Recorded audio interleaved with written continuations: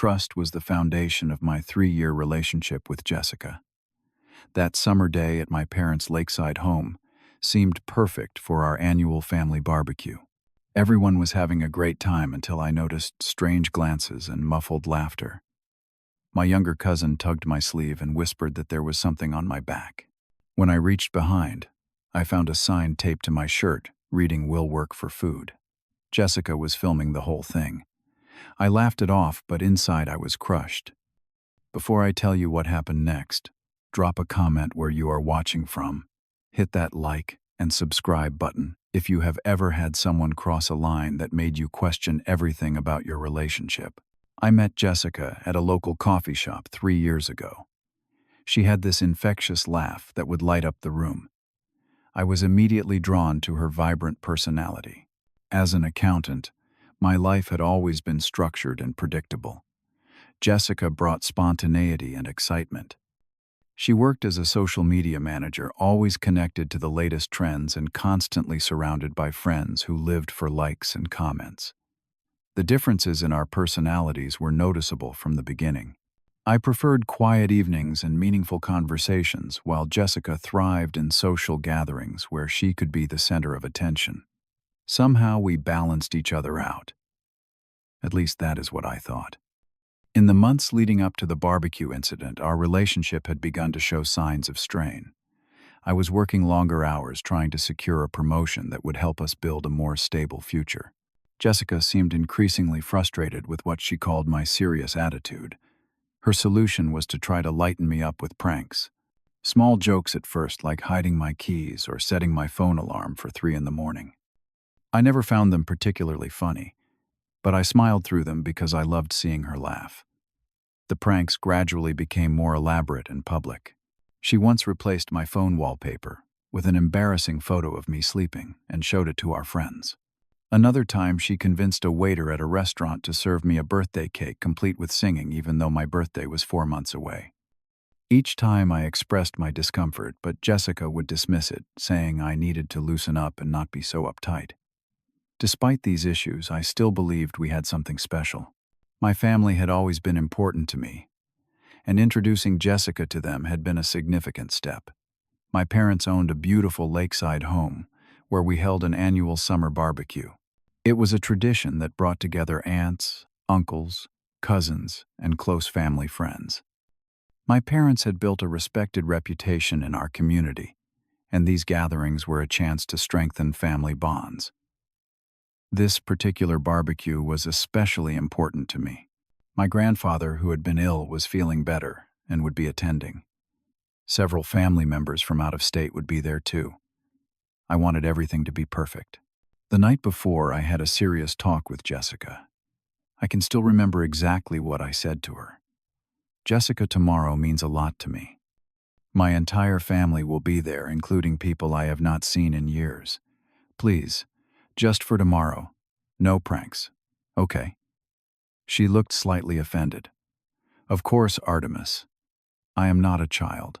I know how to behave at family functions. I felt a wave of relief. The next morning, we drove to my parents' house early to help set up.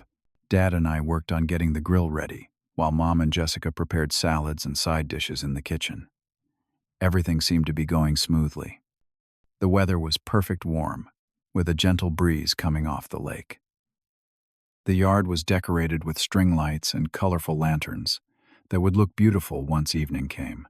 As guests began to arrive, I proudly introduced Jessica to those she had not yet met. My grandfather gave me a firm handshake and whispered that Jessica seemed like a keeper. Those words made my heart swell with pride and hope for our future together. The first hint that something was wrong came about 2 hours into the event. I was standing near the grill talking with my uncle about his new boat when I noticed a group of my younger cousins looking at me and giggling. I brushed it off, thinking they were just being kids. Then I caught my aunt giving me a strange look, a mixture of confusion and pity. A few minutes later, I noticed more people glancing my way, some whispering to each other. The knot in my stomach grew tighter with each passing minute. Finally, my 12-year-old cousin Tommy approached me. He had always been a straightforward kid. "Uncle Artemus," he said quietly, "there is something on your back." I reached behind me and felt a piece of paper taped to my shirt. Pulling it off, I turned it around to read the message. In large, bold letters, it said, "Will work for food." Underneath, in smaller writing, were the words, "Budget accountant needs charity. Please help." The blood rushed to my face as I scanned the crowd and spotted Jessica standing with her two friends from work, the ones she had insisted on inviting. They were all looking at me, phone cameras raised, laughing hysterically. Jessica had planned this. She had waited until I was surrounded by my entire extended family, people whose respect meant everything to me, to humiliate me for social media content.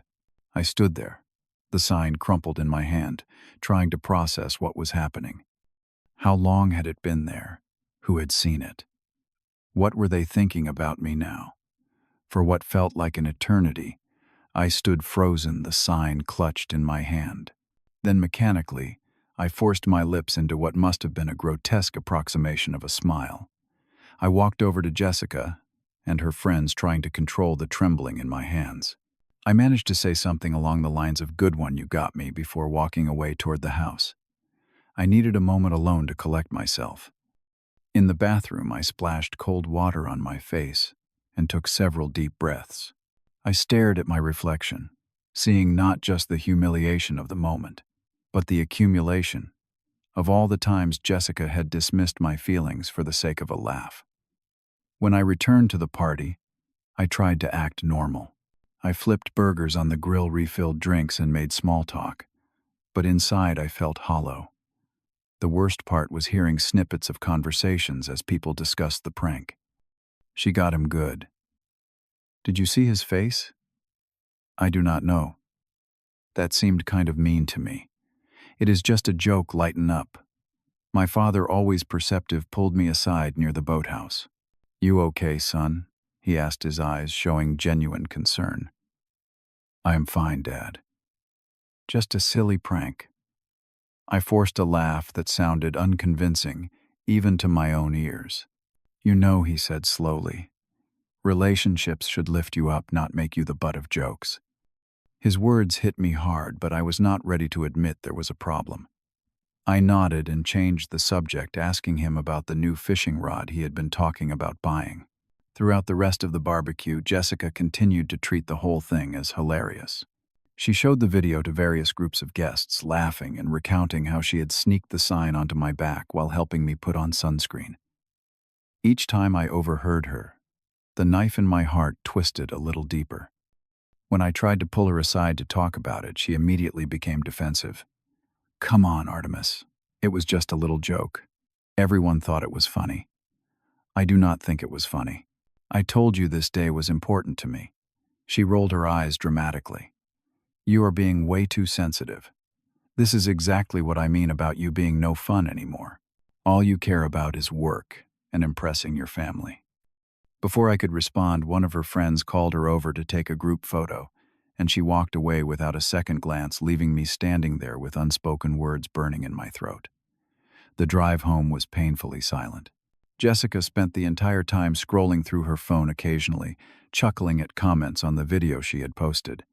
Each laugh felt like sandpaper on my already raw emotions. When we finally arrived at our apartment, I tried once more to explain how her prank had made me feel. "Jessica," I began, trying to keep my voice level, "when you put that sign on my back today, it really hurt me. You knew how important this day was to me and how much I wanted to make a good impression on my family." She looked up from her phone with an expression of annoyance. "Seriously, we are still talking about this. It was a harmless joke, Artemus." Everyone laughed. "Your family loves me, and they thought it was funny." "It was not harmless to me," I insisted. "It was embarrassing and disrespectful." "Disrespectful," she scoffed. "You want to talk about respect? How about the way you have been ignoring me for months because of work? How about the fact that you never want to go out anymore or do anything fun?" The conversation quickly escalated into a full-blown argument, with Jessica bringing up unrelated issues and past grievances to deflect from her actions. She accused me of being controlling, of trying to change her. of not appreciating her vibrant personality. After nearly an hour of going in circles, she grabbed her purse and headed for the door. "I am staying at Amanda's tonight," she announced. "Call me when you decide to stop being so uptight and boring." The door slammed behind her, leaving me alone in our suddenly too quiet apartment. I sank onto the couch, emotionally exhausted.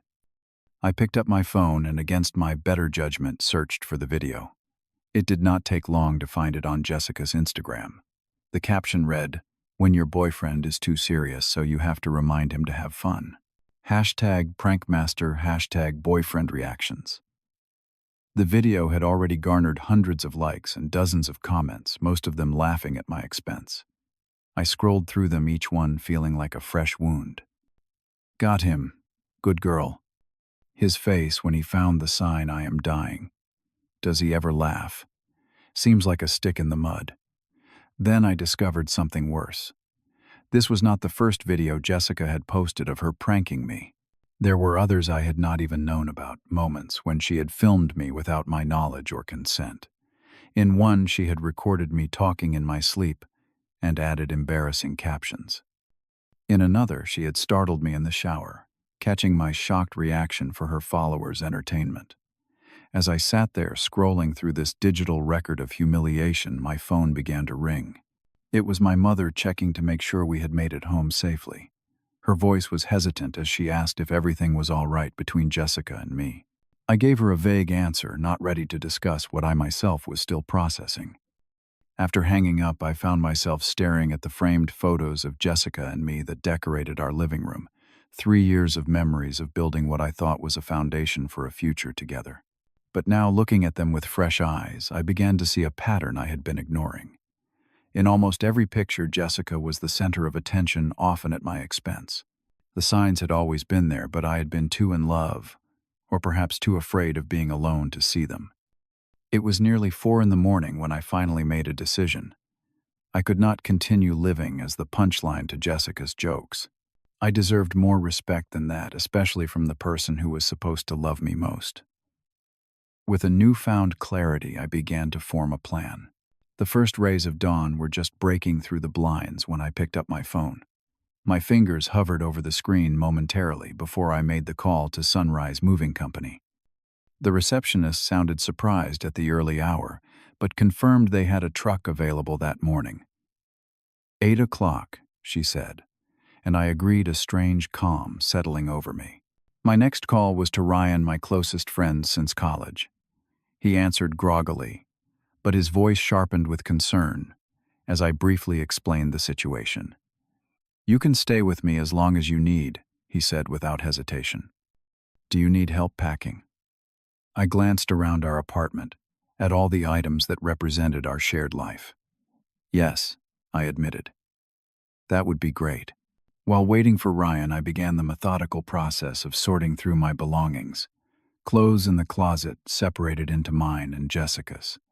Books on the shelves, some hers, some mine, some purchased together.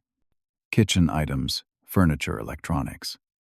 For each shared item, I made a fair assessment, taking only what was rightfully mine and leaving the rest.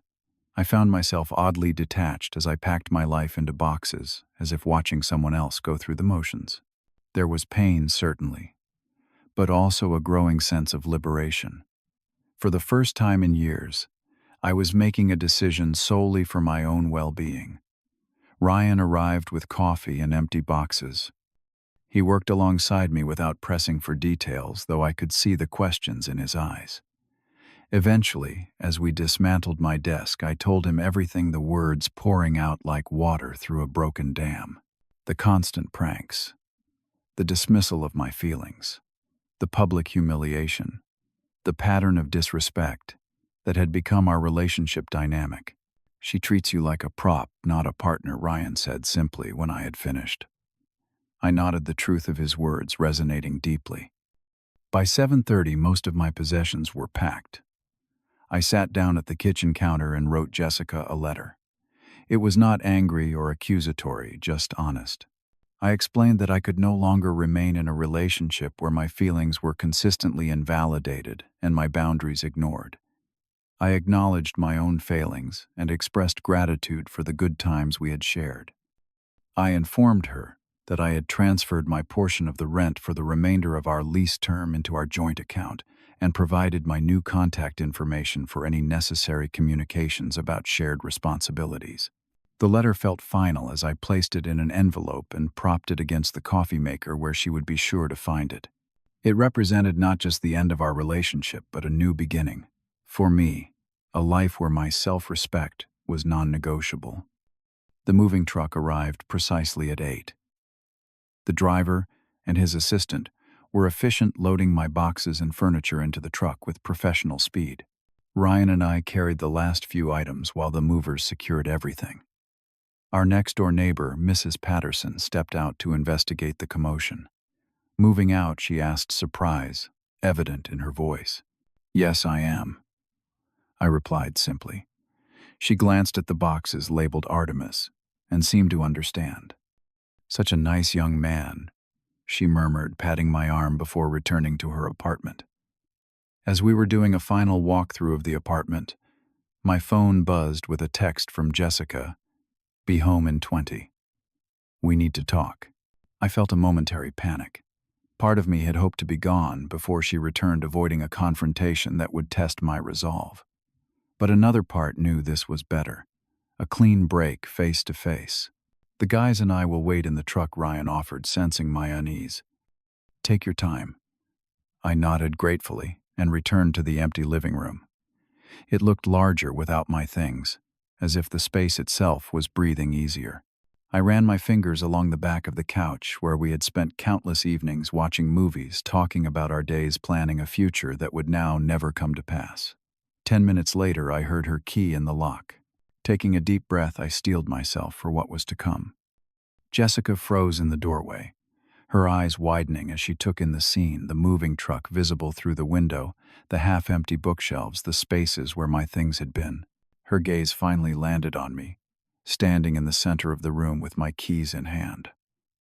"What is going on?" she demanded, her voice a mixture of confusion and anger. "Are you moving out over a stupid joke?" "It is not about the joke, Jessica," I said quietly. "It is about a pattern of behavior where my feelings do not matter to you, where I am not respected as a partner or even as a person." She scoffed, dropping her purse on the counter. "You are being ridiculous, completely overreacting." I saw her notice the letter by the coffee maker, but she made no move to open it. "So that is it," she continued, her voice rising. 3 years together, and you are just going to walk away because I played one little prank on you." I stood my ground, maintaining a calm I did not entirely feel. It was not one prank. It was dozens. And each time I told you how they made me feel, you dismissed me. You made videos of me without my consent. You humiliated me in front of my family. That is not love, Jessica. That is not respect. Her expression shifted rapidly between anger, disbelief, and finally, when she realized I was serious, fear. The mask of indignation fell away, revealing vulnerability I rarely saw. "Artemus, please," she said, her voice softening. "It was just a joke. I never meant to hurt you. We can work this out." "I have been trying to work it out for months," I replied. "Every time I expressed how your pranks made me feel, you told me I was being too sensitive or no fun." "I will change," she promised, stepping closer. "No more pranks, I swear." For a moment I wavered. 3 years is a long time to share with someone, and despite everything, part of me still cared for her. But then I remembered the laughter at the barbecue, the comments on the video, the countless times she had prioritized her amusement over my dignity. "I am sorry, Jessica, but I do not believe you. And more importantly, I deserve better than constantly wondering when I will next become the butt of your jokes." She began to cry, then real tears that might have moved me in the past. But I had made my decision. I placed my keys on the counter beside her purse. "The letter explains everything," I said gently. "I have paid my share of the rent through the end of our lease. My new contact information is in there for anything important." As I turned to leave, she grabbed my arm one last desperate attempt. You cannot just throw away what we have over something so stupid. I carefully removed her hand. That is exactly the problem, Jessica. What is stupid to you was deeply hurtful to me. And the fact that you still do not understand that tells me I am making the right choice. I walked out the door without looking back, feeling simultaneously hollowed out and filled with a strange new strength. Ryan and the movers were waiting patiently in the truck. As we pulled away, I caught a glimpse of Jessica standing in the doorway of our apartment building, looking small and lost. It hurt, but not enough to make me turn back. The first week in my new apartment was both liberating and disorienting. The space was smaller than the one I had shared with Jessica, but it was mine.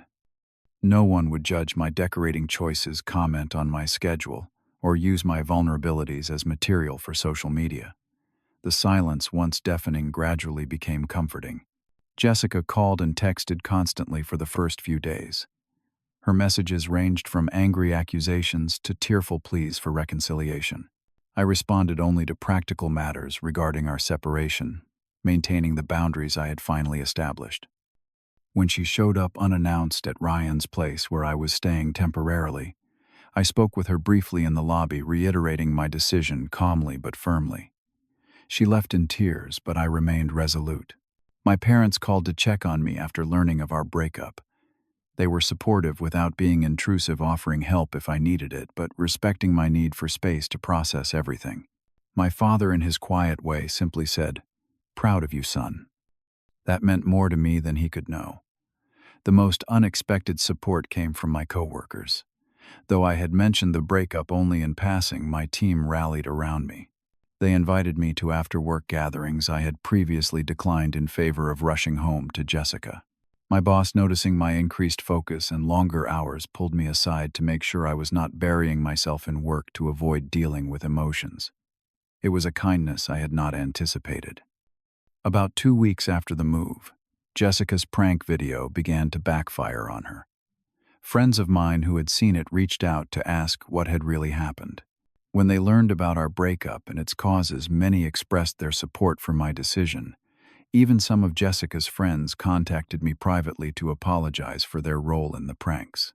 They had not realized how deeply they affected me, they said, thinking I was in on the joke. As word spread about why we had broken up, Jessica posted a tearful apology video claiming she had never intended to hurt me and that she had learned a valuable lesson about boundaries and respect. She directly addressed her followers, acknowledging that what might seem funny online can have real consequences in people's lives. While I appreciated the sentiment, the public nature of the apology, generating thousands of sympathetic comments and new followers, made me question its sincerity. I began seeing a therapist, something I had considered for years but had never pursued. Dr. Marshall helped me recognize patterns not just in my relationship with Jessica, but in my life in general. I had always been the responsible one, the steady one, putting others' needs before my own. While that could be a positive trait, it had left me vulnerable to having my boundaries crossed repeatedly. Through our weekly sessions, I started to develop a healthier sense of self-worth and clearer boundaries. To my surprise, I found myself exploring interests I had set aside during my relationship with Jessica. I joined a local hiking group, rediscovered my love for photography, and signed up for a cooking class. Each new experience helped me rebuild my identity separate from being Jessica's boyfriend. 6 months after the barbecue incident, I had settled into my new normal. My apartment felt like home, decorated according to my own taste. I had received the promotion at work I had been striving for, partly due to my renewed focus and confidence. My relationships with family and friends were stronger than ever, built on authentic connections rather than performance or pretense. It was around this time that I ran into Jessica at a coffee shop across town, far from our usual haunts. I had just finished a morning hike and stopped for breakfast. She was alone, working on her laptop. Our eyes met across the room, and after a moment of hesitation, she approached my table. "Hey," she said softly, looking different somehow. More subdued, less performative. Her hair was its natural color now, and she wore minimal makeup. Is it okay if I sit for a minute? I gestured to the chair across from me, surprising myself with how calm I felt. For months I had imagined this moment, rehearsing what I might say. But now that she was here, the anger and hurt had faded, leaving only a quiet acceptance. "You look good, Artemus," she said, studying my face. "Happy. I am," I replied honestly. "How have you been?" She smiled ruefully. "Learning some hard lessons. After you left, I did a lot of thinking about the kind of person I was, the kind of girlfriend I was." She traced a pattern on the table with her finger, not meeting my eyes. "I miss you, but I understand why you left." I nodded, appreciating her candor. The old Jessica would have used this moment to try to win me back or make me feel guilty. This version seemed to have gained some self-awareness. "I am sorry," she continued, looking up at me finally. "Really sorry. Not just for the sign, but for all of it. For never taking your feelings seriously. For making you the butt of my jokes. You deserved better." "Thank you," I said simply. "That means a lot." We talked for nearly an hour, catching up on each other's lives, without any expectation of reconciliation. She had started a new job with less emphasis on social media. I told her about my promotion and new hobbies. When we finally said goodbye, it was with genuine well wishes rather than lingering resentment or false promises to stay in touch. Walking home from that encounter, I realized how far I had come. 6 months earlier, I had been a man who accepted disrespect as the price of being loved. Now I understood that real love does not demand such a price. It builds you up rather than tearing you down, respects your boundaries rather than crossing them for entertainment. 2 months after running into Jessica, I met Sarah at a photography exhibition. Our connection was immediate and genuine.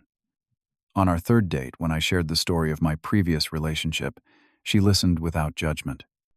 "That must have been really hurtful," she said, simply validating my experience in a way Jessica never had. As our relationship developed, I noticed the stark differences in how we treated each other. Sarah found humor in life, without needing to create it at someone else's expense. She respected my boundaries naturally, without having to be reminded.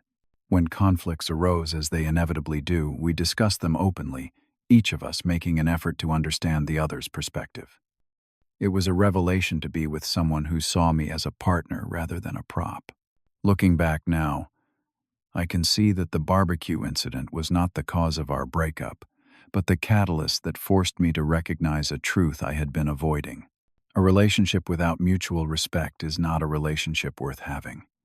Sometimes the bravest thing you can do is walk away from something familiar but harmful and step into the unknown. That morning, when Jessica woke to find a moving truck outside, was not just the end of our story. It was the beginning of my journey toward self-respect and authentic connection. It taught me that I deserved to be more than the punchline in someone else's story. We all do. I would like to know if you have ever had to make a difficult decision to walk away from a relationship that was not serving you. Leave a comment below sharing your experience. If this story resonated with you, please hit that like button and subscribe to hear more stories about navigating challenging relationship dynamics. Share this with someone who might need a reminder of their worth. Thank you for listening, and remember, respect should never be negotiable in any relationship.